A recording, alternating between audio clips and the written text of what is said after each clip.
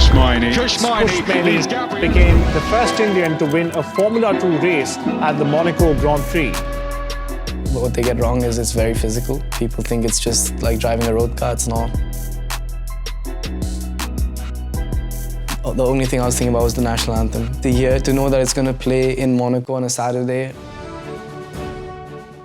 was surreal. Hello guys, it's Kush Maini here. I'm with Aspora today to take you on a day of my life beyond the track. So childhood was interesting in a way. I was always a sporty kid. I loved running. I used to do a lot of athletics, long jump. Arjun, my brother, he started racing around the same age as me. He's 3 years older, and he was very good at it when he started. He was winning everything, and I was sort of jealous that he was getting all the attention. And my whole goal joining racing was to beat him. It was when I was 10 years old, really, when I won my first race, when it really clicked in my head and when I started really enjoying racing. And that's when the journey began. But my dad was always clear. He wanted me to do what I love. But before he put in the investment, he wanted to see commitment, and I feel like I showed him that at the age of 11, 12, and that's when he sent me to Europe. I always come back every year, but definitely like the last 12, 13 years of my life, I've lived more abroad than I have in India. I would probably be in Europe for like 3 months, come back for like 2 weeks and go again. And yeah, you make friends when you're that young with a lot of people in school. I think I missed out on being a normal kid. As you can see, we're at a different kind of track today, different kind of circuit. Obviously, it's the last place I expected to be honest.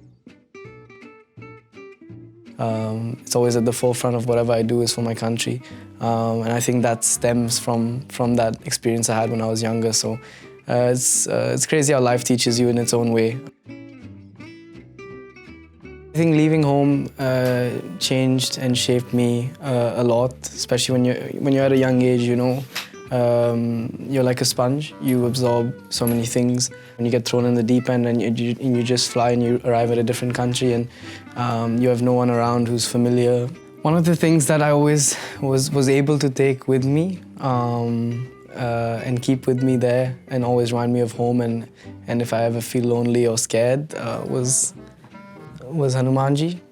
He's always with me, even when I go now. And I feel he was a way I could speak to someone at night and tell all my worries about. Home to me is comfort, it's relaxing, it's a place to escape really.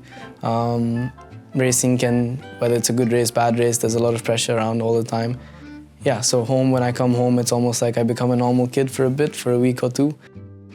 Driving philosophy in this game is drive like real because it's so realistic. Like, look at this. I would do this in real. Back then, when there was an Indian, because there's not so many of us in that sport, seeing an Indian on the track and you automatically you know, and that made me very insecure the early years of my life. It made me very anxious in public, especially in foreign countries. It's obviously harder to reach a certain level, but because there's not many Indians, the visibility you get when you do reach that level is amazing. At Monaco. Congratulations to Kush Maini, leading Gabriele Mini. Crossing the line, knowing that we just won Monaco, the whole in-lap, the only thing I was thinking about was the national anthem. It's the thing I look forward to the most, and to know that it's going to play in Monaco on a Saturday, right before Formula 1 qualifying, with the stands packed and the flag going high I was so excited. I was getting goosebumps even before it, and then when it finally came on, it was surreal, and it's something I just don't think I'll forget ever. Hi, can I please have 2 bottles of water, please? Thank you, and can I have like a extra large pizza? You're rolling? Sorry, you can cancel that, just the water. Thank you. Sorry about that. Once you eat proper Indian food, it's like you can't really go to a curry house in England and enjoy it. You know, it's very tough. So I just stay away from it there, and then I come back and fill my boots up. And Shayna and we spend the whole year together, basically the races and everything. And he's the one guy where the buck stops at when it comes to physical training and physical shape and etc. So we always want to be a certain weight. And every time I come back to India, the food's so good that I come back a bit heavier. So he's always quite pissed off. But I just work twice as hard when I go back to Europe because the food here is too good. This win comes with more pressure, more eyes on you.